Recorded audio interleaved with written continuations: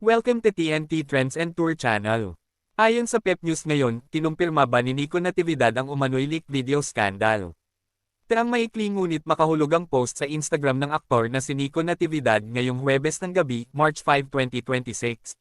Bagamat walang anumang paliwanag ang aktor sa naturang post, naniniwala ang maraming netizens na may kaugnayan ang kanyang paghingi ng paumanhin sa kontrobersyang kinasasangkutan niya ngayon. Noong huling linggo ng February 2026, kumalat online ang di umano'y video scandal ni Nico, gayon din ng iba pang mga aktor na sina Gil Cuerva, Ron Angeles, at Erin Villaflor. Dahil dito, tinagurian silang The Big Four matapos mag-trending sa X, dating Twitter, ang magkakahiwalay na video na umano'y nagpapakita sa kanila habang nakikipagtalik. Kitikot-takot na batikos at pangungutya ang inabot ng apat mula sa publiko, lalo na si Nico dahil kilala siyang pamilyadong tao.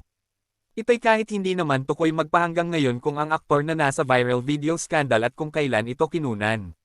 Sa kabilang banda, may mga naniniwalang biktima ang mga nasangkot na aktor dahil hindi nila alam at walang pahintulot ang pagkuha ng video sa kanilang pribadong sandali. Si Nico ay may asawa sa katauhan ni Shelomie Eusebio at mayroon silang 2 anak. Please don't forget to subscribe TNT Trends and Tour channel, click the notification bell to notify you in our next video. And please like and share and comment down below. Thank you for watching.